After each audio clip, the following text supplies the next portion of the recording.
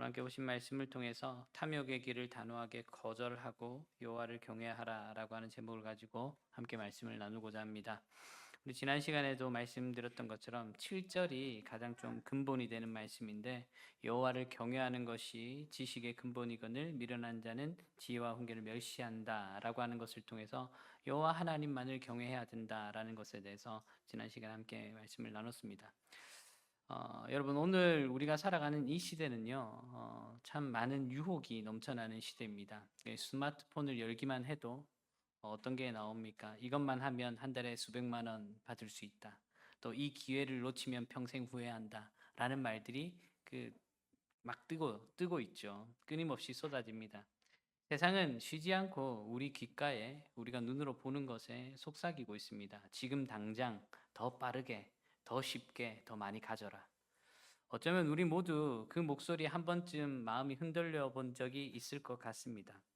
그런데 오늘 우리에게 주어진 하나님의 말씀은 그 속삭임과는 전혀 다른 방향을 조용히 그리고 분명하게 가리키고 있습니다. 잠언 1장 7절에서 19절, 이 13절의 말씀은 수천 년 전에 기록된 말씀이지만 마치 오늘 우리 각자의 삶을 향해 직접 건네는 말씀처럼 살아 숨쉬고 있는 말씀이기도 합니다. 어떻게 이야기를 하는가? 세상이 약속하는 헛된 이익과 탐욕의 길에서 잠시 멈추어 여호와를 경외하는 참된 지혜의 길로 발걸음을 돌이키라, 이렇게 말씀하고 있습니다. 이것이 오늘 우리를 향하는 메시지입니다. 우리는 인생의 수많은 선택지 앞에서 늘 고민하고 있죠. 이게 지혜로운 선택일까? 저게 현명한 선택일까? 결정일까? 더 좋은 학교, 더 안정된 직장, 더 나은 투자처를 찾아서 오늘 우리는 수많은 정보를 뒤지고 더 똑똑한 사람들을 찾아다니기도 합니다. 지혜를 얻기 위해 그토록 애를 쓰고 있는 것이죠. 그런데 하나님의 말씀은 지혜 자체를 찾기 전에 먼저 한 가지 분명하고도 단호하게 이렇게 선언합니다. 여호와를 경외하는 것이 지식의 근본이거늘 미련한 자는 지혜와 훈계를 멸시한다. 먼저 여호와를 경외함이 무엇인지 그러면 바르게 알아야 할 것 같습니다. 이것은 사람들이 귀신을 두려워하듯 벌벌 떠는 그런 공포스러운 경외가 아닙니다.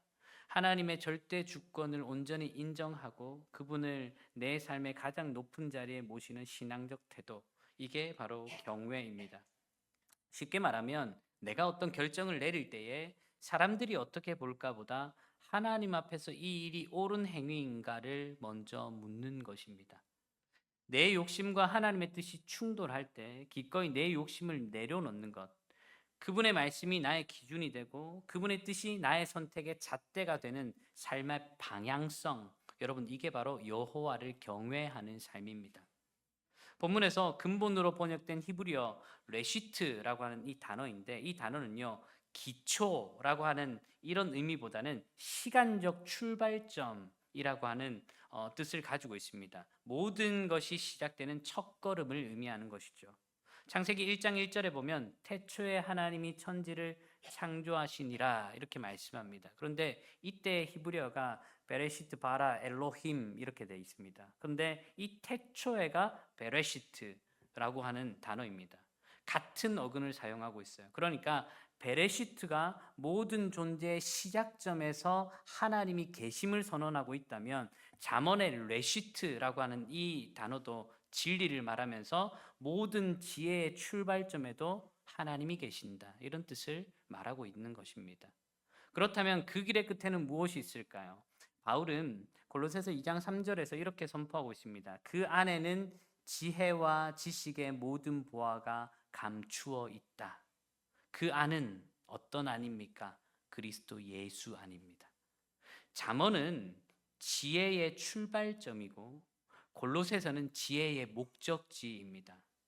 여호와를 경외하는 첫걸음에서 시작된 그 길은 결국 예수 그리스도께로 이어진다라는 뜻입니다.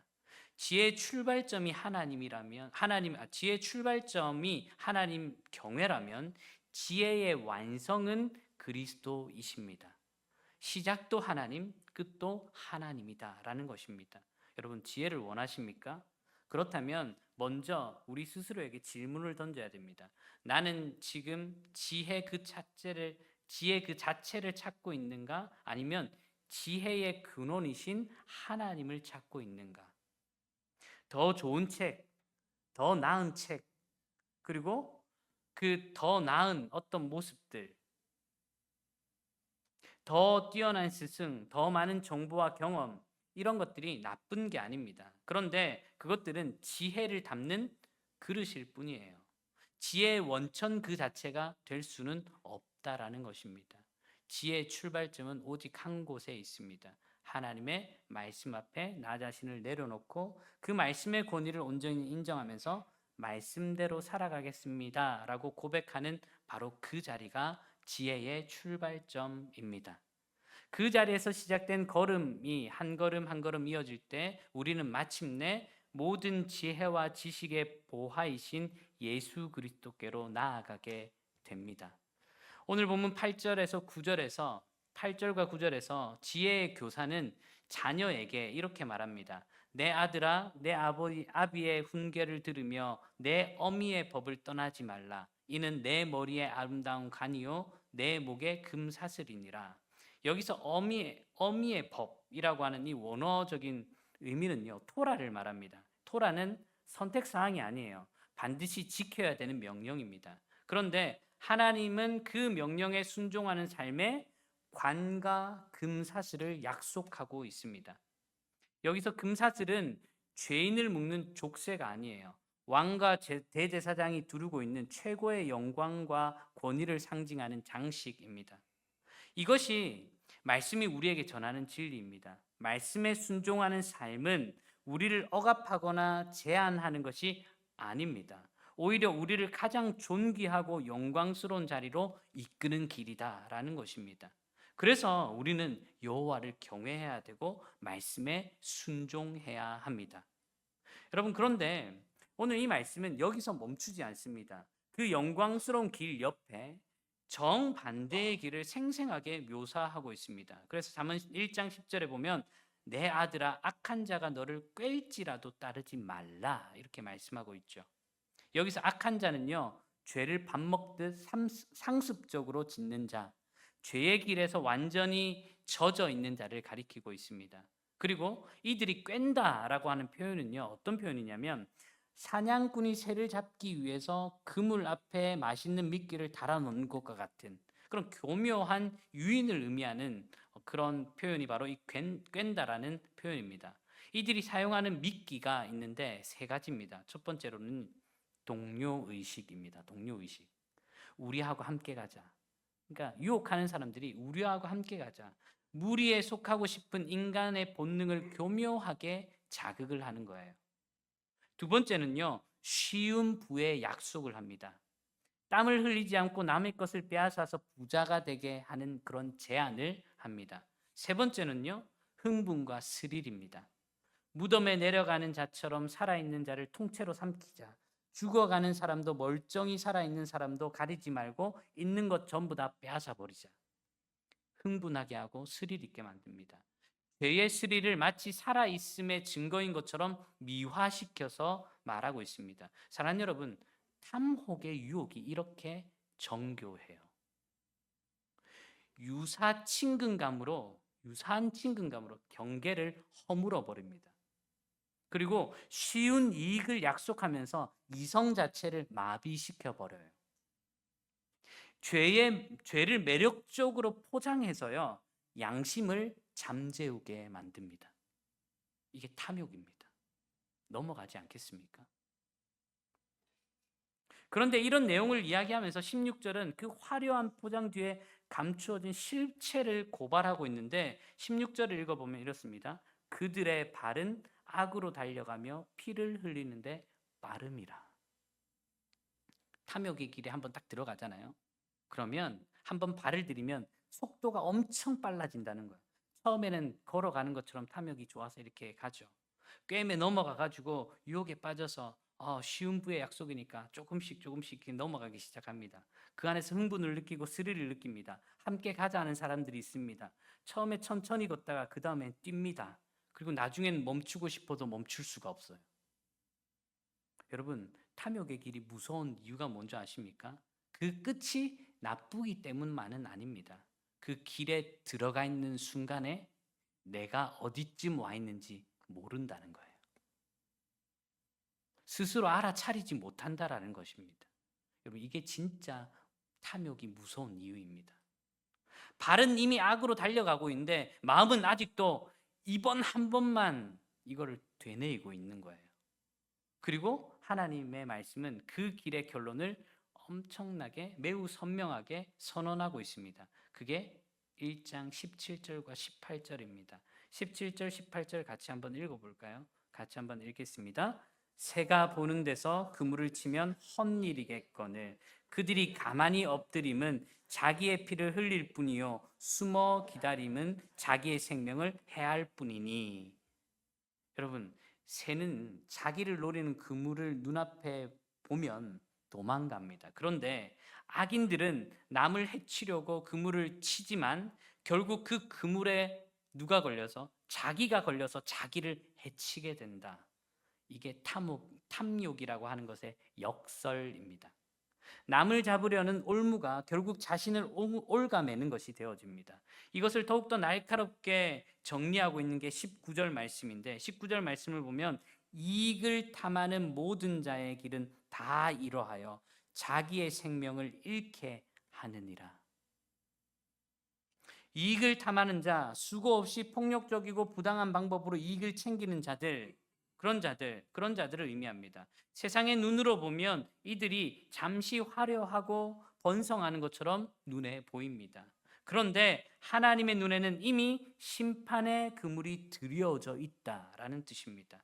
그 길의 끝은 단 하나, 자기의 생명을 잃게 하느니라. 하나님의 무서운 심판이 있다. 여러분, 8절과 9절이 약속하는 길과 19절이 선언하고 있는 길, 이 두 길이 오늘 우리 앞에 놓여 있습니다. 말씀에 순종하는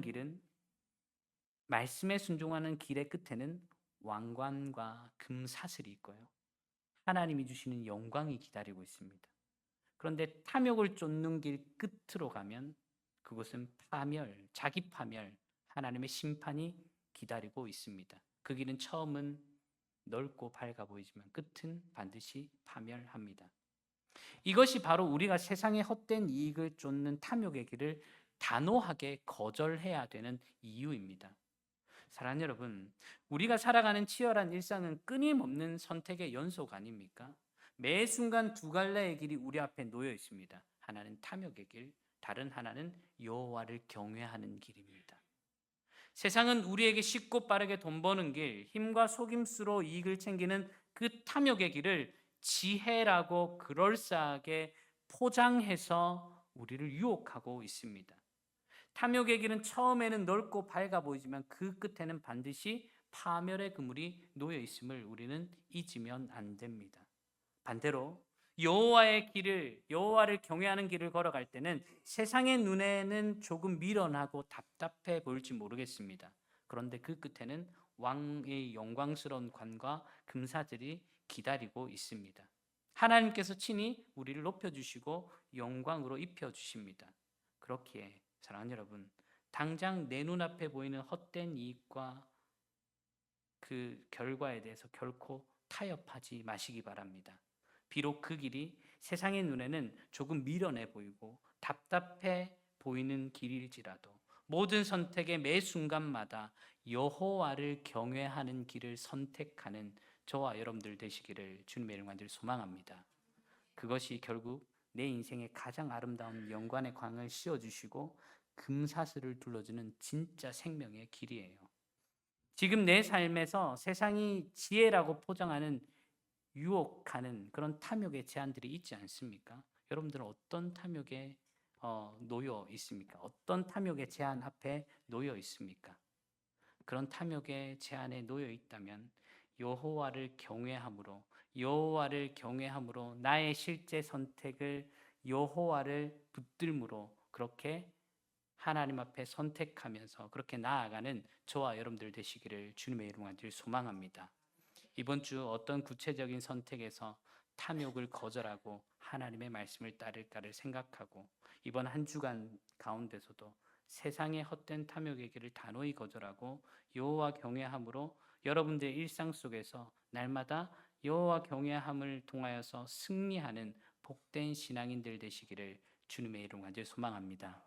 그렇게 하기 위해서는요, 고난주간 새벽기도, 고난주간에 함께 나와서 기도하고 하나님께서 우리에게 뭐라고 말씀하시는지를 들을 수 있는 그런 시간들을 가지면 좋겠어요. 그래서 여러분들이 시간을 빼서 좀 헌신을 하셔서 그 시간 가운데 하나님을 경외함으로 나아가고 예수 그리스도께서 어떻게 하나님을 경외함으로 그 일들을 행하셨는가를 우리가 직접적으로 좀 생각해 가면서 함께 새벽마다 기도하고 간구할 수 있는 그런 시간들을 마련해 뒀으니까 여러분들께서 함께 새벽에 나와서 그렇게 주님 앞에 기도하고 간구할 수 있는 그런 귀한 은혜가 저 여러분들 삶 가운데 주어지기를 주님의 이름으로 간절히 소망합니다. 함께 찬양하겠습니다.